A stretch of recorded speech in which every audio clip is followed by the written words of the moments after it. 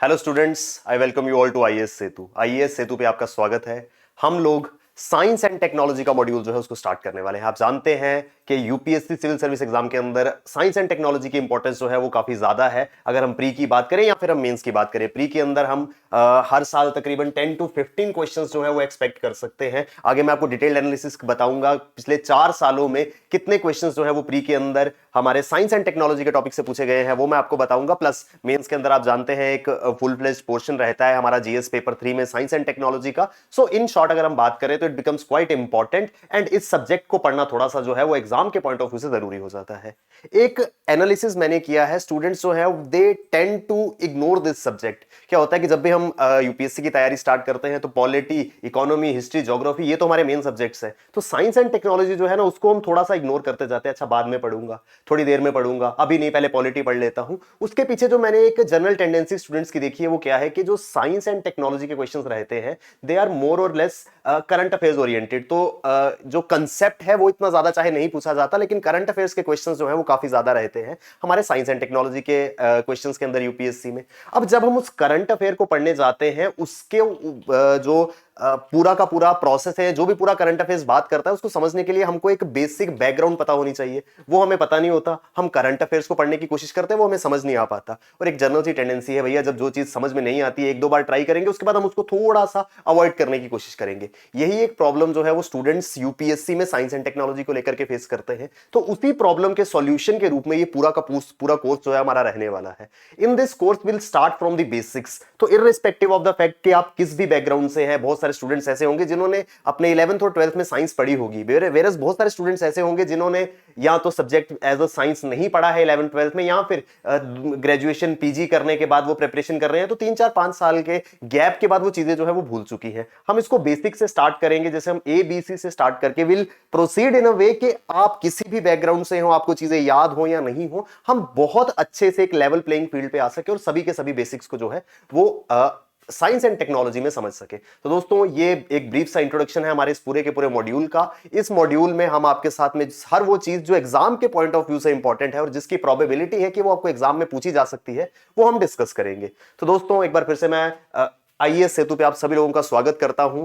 बिल्कुल no profit no loss पर चलने वाला ये पूरा का पूरा कोर्स उन सभी स्टूडेंट्स के लिए जो भविष्य में खुद को एक आईएएस, आईएफएस या आईपीएस ऑफिसर के रूप में देखना चाहते हैं और अपनी तैयारी को जो है वो मिनिमम अवेलेबल रिसोर्सेज से बेहतर बनाना चाहते हैं, उनके लिए बहुत बढ़िया है। तो आइए हम लोग स्टार्ट करते हैं अपने इस सब्जेक्ट को। तो दोस्तों जब हम बात करते हैं साइंस एंड टेक्नोलॉजी की, मैंने आपको बताया कि साइंस एंड टेक्नोलॉजी के क्वेश्चंस जो हैं उसका छोटा सा एनालिसिस मैंने करने की कोशिश करी है। तो दोस्तों ये आप देखिए,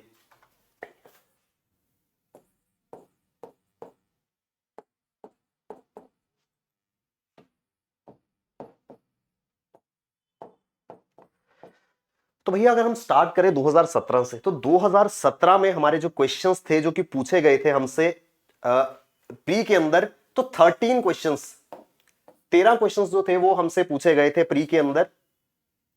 किस सब्जेक्ट से? साइंस एंड टेक्नोलॉजी से। यानी कि साइंस एंड टेक्नोलॉजी से हमसे 13 क्वेश्चंस 2017 में पूछे गए। 2018 आते आते ये क्वेश्चंस हो गए 16, 2019 में 14 क्वेश्चंस आए और अभी तो 2020 का एग्जाम हुआ उसमें 8 क्वेश्चंस जो है वो हमारे इस साइंस एंड टेक्नोलॉजी के टॉपिक से जो है हमसे पूछे गए थे। यानी कि इंपॉर्टेंस जो है वो मोर और लेस अप्रोक्सीमेटली 15 to 20 क्वेश्चंस का रहता है। यानी कि 15 से 20 सवाल जो है वो हम एक्सपेक्ट कर सकते हैं हमारे प्री के अंदर। आप सब इस बात से तो भली भांति परिचित होंगे भैया कि एक सही क्वेश्चन पे आपको 2 मार्क्स मिलते हैं। तो अगर ऑन एन एवरेज हम 15 क्वेश्चंस लेकर के चलते हैं कि भैया हमारे प्री में 15 क्वेश्चंस जो है वो साइंस एंड टेक्नोलॉजी से आ गए, तो 15 इंटू 2 30 मार्क्स। यानी कि साइंस एंड टेक्नोलॉजी से हमारे प्री के अंदर 30 मार्क्स जो है वो कहीं ना कहीं हम जो है वो ले सकते हैं। अब भैया प्री का जो कट ऑफ रहता है और प्री के अंदर जो कंपटीशन रहता है, आप जानते हैं ऑन एन एवरेज 10 से 12 लाख स्टूडेंट्स जो हैं वो इस फॉर्म को फिल करते हैं, जिसमें 4 से 5 लाख लोग आते हैं प्री के अंदर अपीयर होने और मात्र 10 से 12 हजार या 15 हजार लोग जो है वो प्री को क्वालिफाई करते हैं। जब कंपटीशन इतना टफ है, जब कंपटीशन इतना स्ट्रांग है, ऐसी सिचुएशन में भैया जब कट ऑफ जो है वो 0.25 से 0.5 से 1 मार्क से 2 मार्क से कोई कट ऑफ से पीछे रह जाता है, ऐसी सिचुएशन में एक सब्जेक्ट जो आपको 30 मार्क्स का एडवांटेज दे रहा है वो बहुत ही ज्यादा इंपॉर्टेंट जो है वो हो जाता है। तो दोस्तों यही हमारी कोशिश रहेगी कि इस पूरे के पूरे कोर्स को पढ़ करके हम लोग एटलीस्ट ये जो 15 या 20 क्वेश्चंस हमको साइंस एंड टेक्नोलॉजी से आएंगे उनको बहुत अच्छे से हम लोग एग्जाम के लिए प्रिपेयर कर सके।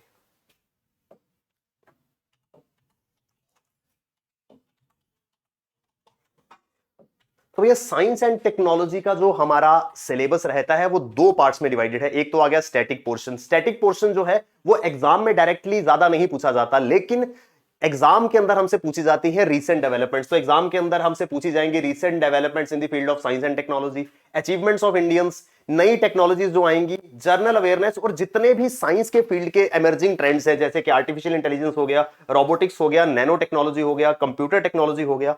अब भैया ये सारी की सारी चीजों को समझने के लिए, इन सभी चीजों को अंडरस्टैंड करने के लिए हमको कुछ बेसिक चीजों को पढ़ना होगा। तो पहले हम उन्हीं बेसिक चीजों को समझेंगे। वो बेसिक टॉपिक्स कौन कौन से हैं?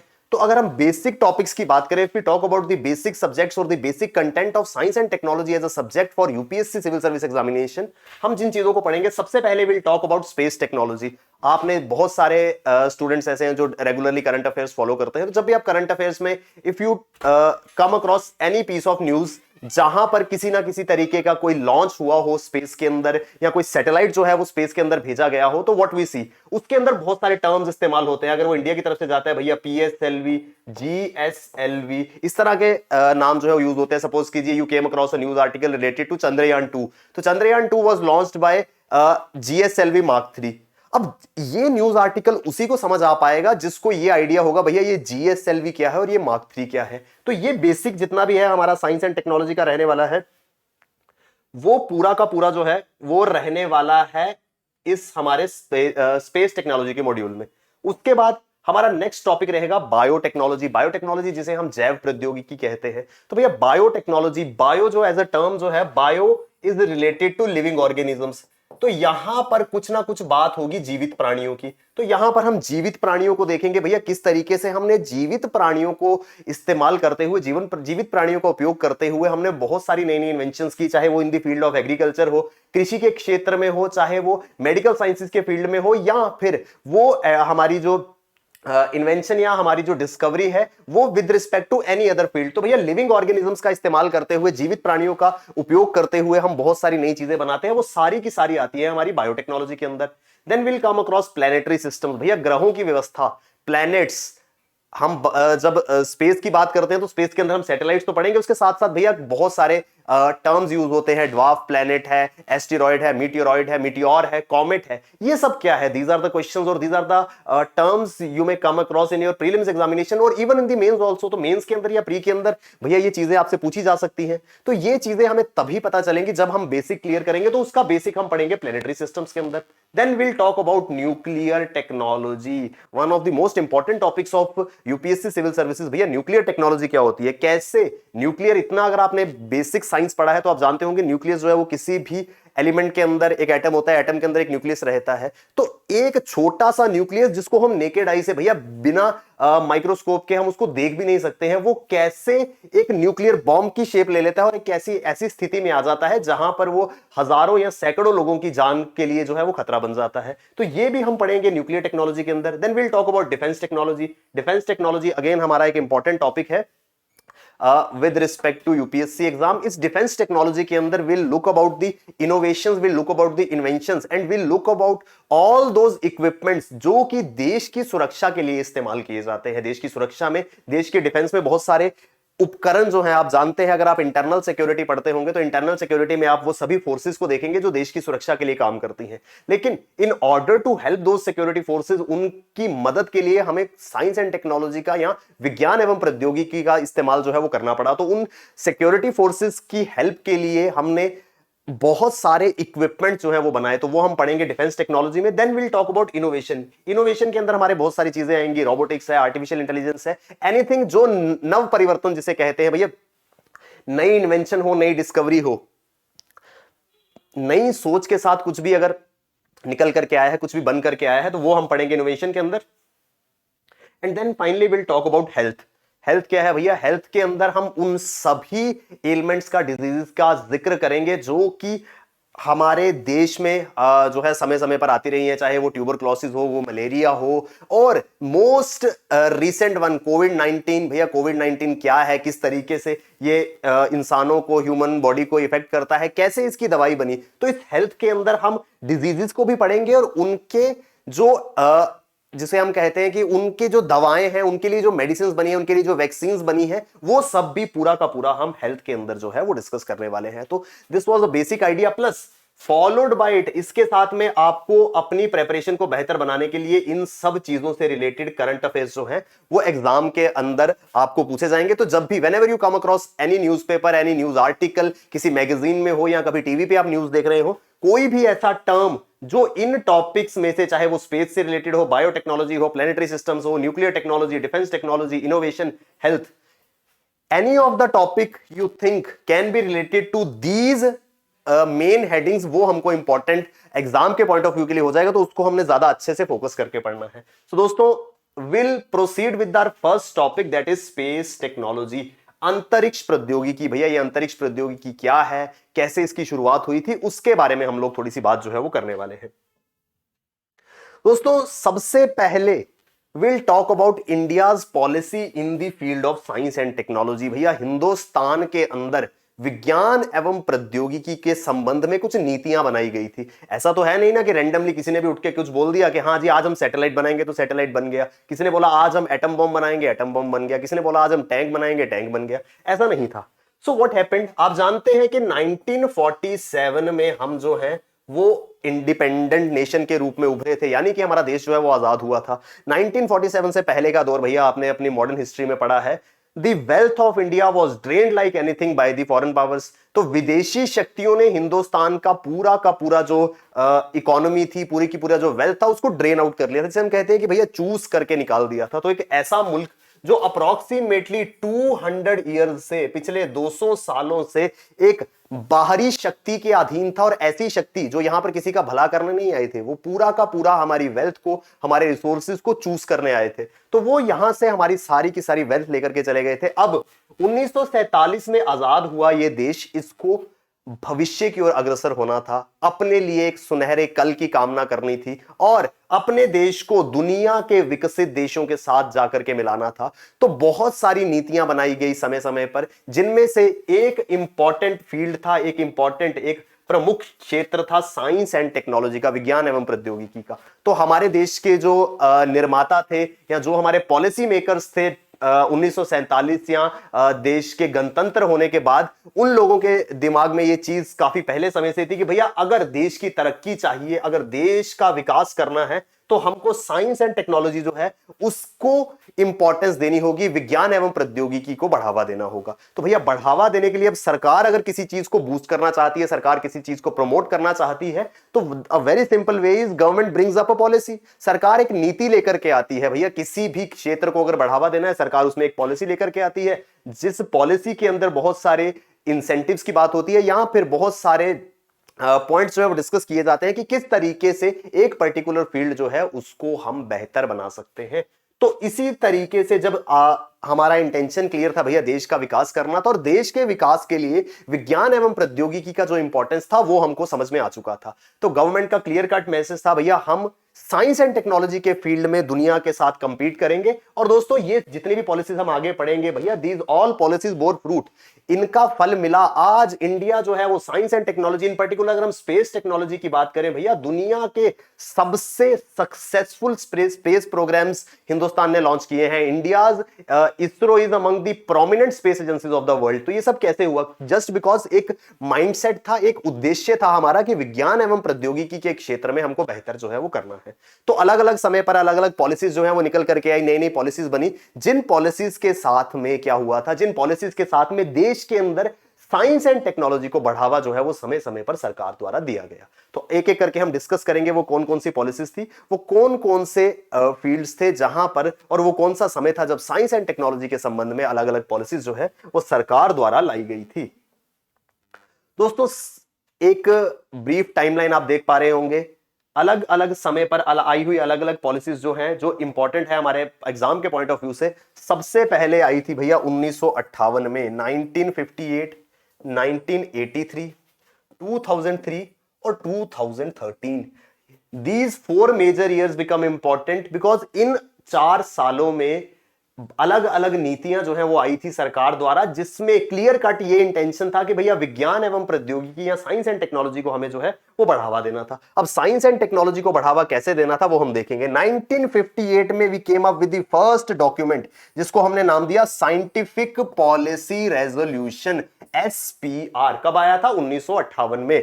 तो बेसिक के लिए ये इंपॉर्टेंट है, इसके बारे में हम डिटेल डिस्कशन करेंगे भैया ये पॉलिसी क्या थी, ये क्या कहती थी और किस तरीके से साइंस एंड टेक्नोलॉजी को इससे बूस्ट मिला। देन 1983 में 1983 में एक नई पॉलिसी आई, टेक्नोलॉजी पॉलिसी स्टेटमेंट, TPS। ये एक्रोनिम्स या शॉर्ट फॉर्म जो है वो आप याद रखने की कोशिश कीजिएगा। SPR साइंटिफिक पॉलिसी रेजोल्यूशन सबसे पहले आया था 1958 में। Second policy was in the year 1983, TPS technology policy statement. Then we moved ahead, हम पहुंचे कौन से साल में? 2003 में। यहां पर हमको मिला STP science and technology policy 2003, and finally we got science technology and innovation policy, STIP। ये STIP कब मिला? 2013 में। यानी कि भैया 4 अलग अलग सालों में 4 अलग अलग पॉलिसीज जो है वो आई थी। सबसे पहले आई थी 1958 में, फिर आई 1983 में, फिर आई 2003 में, फिर आई 2013 में। एक एक करके इन सभी को हम जो है वो डिस्कस करेंगे। सबसे पहली साइंस एंड टेक्नोलॉजी पॉलिसी किस ईयर में? इन the year 1958। I told you सबसे पहली policy 1958, STPR science and technology policy resolution या SPR। तो भैया ये STPR science and technology policy resolution ये क्या था, किसने बनाया था और क्या इसका इंटेंशन था? अ वेरी इंपॉर्टेंट नेम दोस्तों। कुछ नाम हम यहां पर सुनेंगे, कुछ नाम हम यहां पर कुछ नामों का जिक्र करेंगे। वो नाम बहुत ज्यादा इंपॉर्टेंट है because eventually when will move further with the topics will realise that how these names and how these personalities have impacted India science and technology in different fields. So we have Homi J Bhabha, इनके नाम पर बहुत ही प्रसिद्ध Bhabha atomic research centre bark.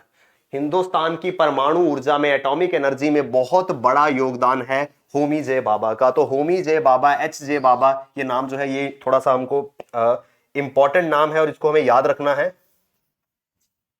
तो सबसे पहली policy की जब बात हुई, it was drafted bye Homi J Baba. He drafted the scientific policy resolution 1958. This was the first policy on science and technology. I told you कि भैया साइंस एंड टेक्नोलॉजी के फील्ड में आजादी के बाद हमने सबसे पहली पॉलिसी जो है वो ये बनाई थी, which mainly focused on basic research in various fields of science.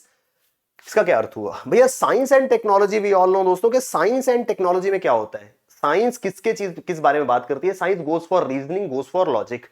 कोई भी चीज, कोई भी आपके सामने कोई एक वेग सी चीज कोई रख देगा ना, देखो मैं जादू करता हूं या जादू कुछ भी करेगा, आप बोलोगे भैया जादू नहीं होता, इसके पीछे साइंस है। यानी कि एक लॉजिक है, एक रीजन है। तो वो लॉजिक रीजन कैसे मिलेगा? We have to find it, उसको ढूंढना पड़ेगा, उसका रिसर्च करना पड़ेगा। तो जो सबसे पहली पॉलिसी है ये 1958 वाली जो हमारी पॉलिसी थी, ये बात करती थी भैया रिसर्च के ऊपर। इसने फोकस किया बेसिक रिसर्च पे कि भैया जी अलग अलग क्षेत्रों में अनुसंधान होना चाहिए, रिसर्च होना चाहिए। This policy aimed to develop the basic infrastructure for scientific research and development. ध्यान से सुनिएगा दोस्तों, वी रियलाइज्ड, हमें समझ आ गई थी कि साइंस एंड टेक्नोलॉजी को प्रमोट करने के लिए the basic tool is research. Research करना है कि कैसे कोई चीज होती है। अगर धूप निकल रही है तो भैया क्यों निकल रही है, ठीक है जी। अगर बारिश हो रही है तो क्यों हो रही है। तो हर एक चीज के पीछे लॉजिकल रीजनिंग थी। तो हर चीज के पीछे लॉजिक ढूंढना था और नई नई चीजों का अनुसंधान करना था, रिसर्च करना था। भैया रिसर्च बैठे बैठाए तो हो नहीं जाएगा। ऐसा तो है नहीं कि मैं आपको एक कॉपी पेन दे दूंगा एंड आई आस्क यू कि भैया चलो यहां बैठ के रिसर्च करो। रिसर्च करने के लिए, डेवलपमेंट करने के लिए आपको इंफ्रास्ट्रक्चर चाहिए था। Let me again remind you, भैया हम उस समय की बात कर रहे हैं जब हमें आजाद हुए मात्र 11 साल हुए थे। 1958 1947 में आजाद हुए थे हम। विद इन 11 ईयर्स अगर हम साइंस एंड टेक्नोलॉजी की बात कर रहे थे तो one thing was very clear, we required certain infrastructure. तो हमारी सबसे पहली जो पॉलिसी है ये कहती थी कि भैया बेसिक इंफ्रास्ट्रक्चर जो है वो बना करके दो ताकि वहां पर रिसर्च एंड डेवलपमेंट हो सके। ये चीज से तो आप एग्री करते हैं ना, बचपन में कार्टून आता था डेक्स्टर्स लेबोरेटरी। वो अपनी लेबोरेटरी में बैठ के क्या करता था, अलग अलग आविष्कार करता रहता था, अलग अलग डिस्कवरीज करता रहता था, है ना। तो भैया डिस्कवरीज करनी थी या रिसर्च करना था, इन्वेंशंस करनी थी, हमको infrastructure in the form of laboratories जो है वो चाहिए था। वो कौन बना करके देगा? सबसे पहली पॉलिसी में गवर्नमेंट ने यही कहा कि भैया हम आपको इंफ्रास्ट्रक्चर जो है वो प्रोवाइड करेंगे। The resolution called for encouraging individual initiative for acquisition and डिससेमिनेशन of knowledge. सरकार कहती है भैया इंडिविजुअल से, हमसे, आप लोगों से कि भैया हम आपको इंफ्रास्ट्रक्चर ला करके देते हैं, पूरा का पूरा इंफ्रास्ट्रक्चर बना करके देते हैं, आप वहां पर बैठ के रिसर्च कीजिए, अनुसंधान कीजिए और नॉलेज निकालिए, डिससेमिनेट नॉलेज। किस लिए? To ensure some engagement of people with science and technology. यानी कि भैया हमने लेबोरेटरी बना दी थी, हमने लैब इंफ्रास्ट्रक्चर जो है वो पूरा आपको तैयार करके दे दिया था। अब खाली लैब से तो इन्वेंशन नहीं हो जाएगा ना कि आपने लैब बना दी, उसके अंदर अपरेटस लगा दी, इक्विपमेंट्स लगा दिए तो लैब चल पड़ी। ऐसा नहीं है भैया, लोगों को भी एनकरेज करना था। तो दो चीजों को यहां पर बात करी गई। सबसे पहले हमने बनाया इंफ्रास्ट्रक्चर, पहला पॉइंट था इंफ्रास्ट्रक्चर का। दूसरे पॉइंट में हमने लोगों को करना शुरू किया एनकरेज कि भैया तुम्हारे लिए ये चीजें बनी है, इनका इस्तेमाल करो। सो our first policy of 1958 it talked about the building up the infrastructure for science and technology and then encouraging people, लोगों को उसके लिए मोटिवेट करना कि भैया ये सब चीजें तुम्हारे लिए हैं, इसके तुमको ही फायदे मिलेंगे, so you should focus on science and technology. इसके साथ में क्या हुआ? The implementation of the scientific policy resolution SPR के इंप्लीमेंटेशन के साथ में it led to the development of many organisations. भैया जी अलग अलग फील्ड्स में, अब साइंस एंड टेक्नोलॉजी सिर्फ एक फील्ड में तो डील नहीं करती है। स्टार्टिंग में मैंने आपको कितनी चीजें गिना दी भैया, space technology, nuclear technology, information technology, biotechnology, defence technology. So there are an number of different technologies. प्रौद्योगिकी भैया अलग अलग क्षेत्र की अलग अलग प्रौद्योगिकी है। तो हमने जब इंफ्रास्ट्रक्चर डेवलप करने की बात की तो हमें लगा कि भैया हर एक फील्ड में अपने एक ऑर्गेनाइजेशन जो है वो हमें बनानी होगी। और ये 1958 की साइंटिफिक पॉलिसी रेजोल्यूशन के अंदर हमने वही किया। सबसे पहले हमने ऑर्गेनाइजेशन बनाई, क्या? DRDO, defence research and development organisation, DRDO, रक्षा अनुसंधान एवं विकास संगठन। बताने की जरूरत नहीं है भैया DRDO क्या करता है। DRDO हमारा डिफेंस के फील्ड में, रक्षा के क्षेत्र में, देश की सुरक्षा के लिए, देश की रक्षा के लिए काम करता है DRDO। तो 1958 के इस SPR साइंटिफिक पॉलिसी रेजोल्यूशन के साथ में हमने DRDO बनाया 1958 में। Department of science and technology, विज्ञान एवं प्रौद्योगिकी विभाग की हमने संरचना की कब? 1971 में। डिपार्टमेंट ऑफ स्पेस, अंतरिक्ष विभाग की हमने संरचना जो है करी 1972 में। और डिपार्टमेंट ऑफ एनवायरनमेंट इन 1980। ये सब कब हुआ? ये सब हुआ इस SPR 1958 के आने से। 1958 के साइंटिफिक पॉलिसी रेजोल्यूशन के कारण ये सब चीजें जो है ये पॉसिबल हुई थी। क्या हुआ था भैया? हमको समझ में आ गई थी कि साइंस एंड टेक्नोलॉजी की जरूरत है हमें, अगर हमें देश का विकास करना है, साइंस एंड टेक्नोलॉजी पे हमें फोकस करना होगा। और इस साइंस एंड टेक्नोलॉजी के लिए हमको पहले इंफ्रास्ट्रक्चर प्रोवाइड करना होगा, लोगों को एनकरेज करना होगा। और अलग अलग फील्ड्स में जहां पर हम साइंटिफिक डेवलपमेंट्स चाहते थे वहां पर हमको जो है वो साइंस एंड टेक्नोलॉजी के फील्ड्स में कुछ ऑर्गेनाइजेशंस, कुछ विभागों को, कुछ इकाइयों को तैयार करना होगा। सो हमने क्या क्या किया भैया? हमने बनाया DRDO, हमने बनाया डिपार्टमेंट ऑफ स्पेस, हमने बनाया department of science and technology, हमने बनाया डिपार्टमेंट ऑफ एनवायरनमेंट। तो ये सब चीजें हमने करी 1958 की साइंटिफिक पॉलिसी रेजोल्यूशन के का साथ में। आगे बढ़ते हैं भैया। तो भैया इससे साइंटिफिक पॉलिसी रेजोल्यूशन से एक्चुअल में क्या क्या हुआ? साइंटिफिक पॉलिसी रेजोल्यूशन 1958 से क्या हुआ? मोटिवेशन मिली, इसके सेलिएंट फीचर्स क्या थे, इसका प्रभाव क्या पड़ा? भैया मोटिवेशन, जरूरत क्या थी, क्यों हमको ये करना था? So that we could nurture scientific enterprise and scientific temper. ये चीज तो हमको पता थी भैया कि साइंस एंड टेक्नोलॉजी की जरूरत है, लेकिन लोगों के अंदर ये चीज जो है वो कैसे आएगी? तो लोगों के अंदर साइंटिफिक टेम्पर को डेवलप करने के लिए हमने सबसे पहले लोगों को मोटिवेट किया। Science and technology was seen as instrument of socio-economic transformation and nation building. सामाजिक और आर्थिक बदलाव के लिए विज्ञान एवं प्रौद्योगिकी को एक जरिया माना गया। लगा कि भैया अगर साइंस एंड टेक्नोलॉजी के फील्ड में हम अच्छा करेंगे तो नई नई चीजें निकल करके आएंगी, जिससे सामाजिक और आर्थिक रूप में विकास होगा। आज आप देखिए, आज इंडिया के अंदर जितना भी हमारा कॉर्पोरेट एम्प्लॉयमेंट है is related to fields like information technology, computer science, है ना।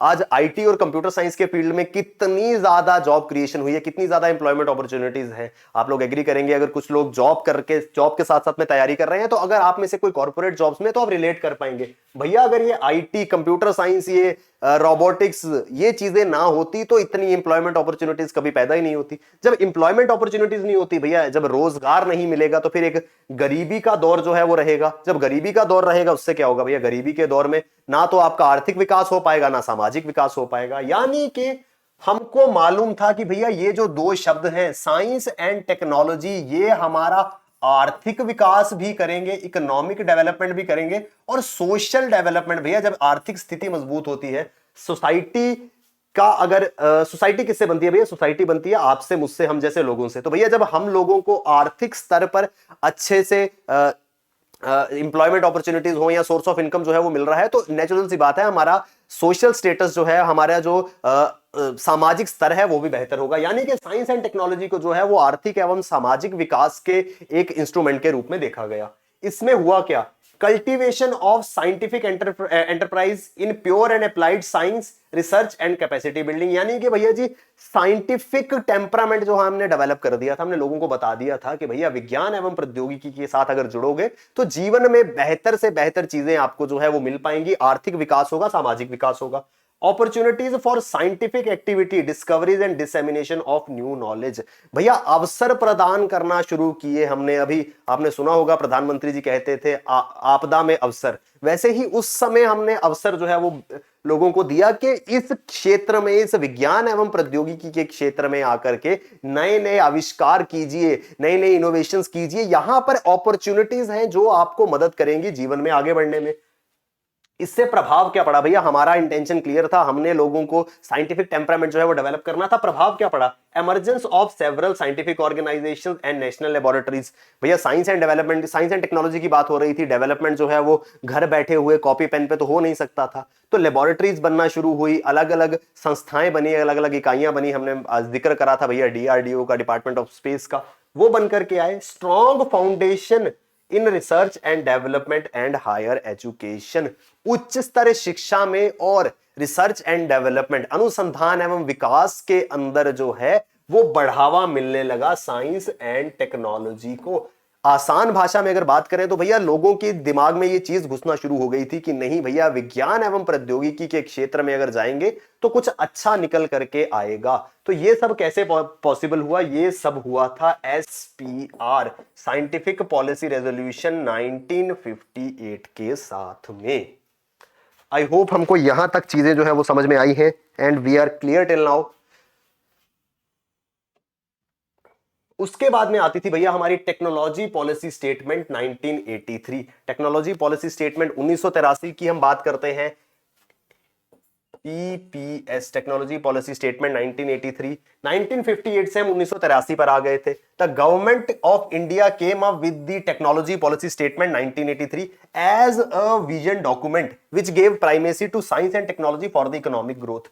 वही सिमिलर चीज जो हमने पहले 1958 में भी बात करी थी, अब एक विजन डॉक्यूमेंट के रूप में कि भैया हम भविष्य में क्या करना चाहते थे, हम भविष्य में किस तरीके से कार्य करना चाहते थे। तो आर्थिक विकास के लिए, इकोनॉमिक डेवलपमेंट या इकोनॉमिक ग्रोथ के लिए साइंस एंड टेक्नोलॉजी जो है उसको प्राइमेसी दी गई, उसको इंपॉर्टेंस दी गई, उसको प्रमुखता दी गई। The major objective of this policy statement was to ensure the development of indigenous technology। यहां पर कैच है भैया, अभी तक तो लग रहा था कि सर कुछ नया नहीं है, यही बात हमने वहां भी करी थी, वहां कहां, यही बात हमने करी थी जब हम बात कर रहे थे अपने 1958 की पॉलिसी की। भैया यहां हमने बोला कि इंडिजीनियस टेक्नोलॉजी, अगेन भैया हमने 1958 में लेबोरेटरीज बनाना शुरू करी थी। अब लेबोरेटरीज के अंदर इस्तेमाल होने वाले ऑपरेटर्स हो, इक्विपमेंट्स हो, वो कहां से आने थे। तो भैया पहले तो हमने सहारा लिया इंपोर्ट का कि चलिए ठीक है विदेशों से कुछ चीजें लेकर के आते हैं जिससे साइंटिफिक रिसर्च जो है वो शुरू की जा सके, तो हमने इंपोर्ट किया। लेकिन जब हम पहुंचे कब 1983 में 1958 से यहां पर हमको लगा कि भैया इसके ऊपर डिपेंडेंस कम करनी है। So this policy primarily focused on indigenous technologies, देश के अंदर विकसित प्रौद्योगिकी का इस्तेमाल करने की बात हुई। कहां पर? टेक्नोलॉजी पॉलिसी स्टेटमेंट 1983 के अंदर। along with the absorption and adaptation of imported technologies as per the national priorities and requirements। भैया जरूरत थी हमारी साइंस एंड टेक्नोलॉजी में। अगेन मैं बार बार उस चीज पे आ रहा हूं कि भैया साइंस एंड टेक्नोलॉजी के लिए हमको कुछ इक्विपमेंट चाहिए थे, कुछ ऑलरेडी एस्टेब्लिश टेक्नोलॉजी चाहिए थी, कुछ अपरेटस चाहिए थे। तो पहले तो हमने विदेशों से वो टेक्नोलॉजी या वो अपरेटस या इक्विपमेंट जो है वो इंपोर्ट करें, विदेशों से लेकर के आए।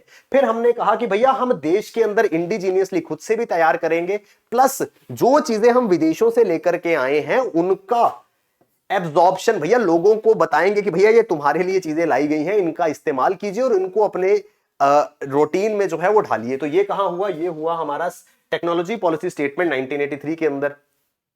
This policy statement recognise the importance of self reliance as the heart of technological development. Self reliance, Hindi में इसको बोले तो आत्मनिर्भर। बहुत ज्यादा बात की जाती है इस शब्द की, आप जानते हैं क्यों की जाती है। तो भैया आत्मनिर्भर क्या हो रहा था? हम साइंस एंड टेक्नोलॉजी के फील्ड में काम कर रहे थे। हम चाहते थे कि देश का विकास हो, लोगों का विकास हो, इकोनॉमिक ग्रोथ हो, सोशियो इकोनॉमिक डेवलपमेंट हो। लेकिन क्योंकि हम टेक्नोलॉजी को इंपोर्ट कर रहे थे, तो भैया जी अगर हम कोई इन्वेंशन से, किसी इनोवेशन से नई चीज बना भी लेते थे तो उसके लिए हमारी जो कॉस्ट थी वो पहले ही बहुत ज्यादा हाई थी।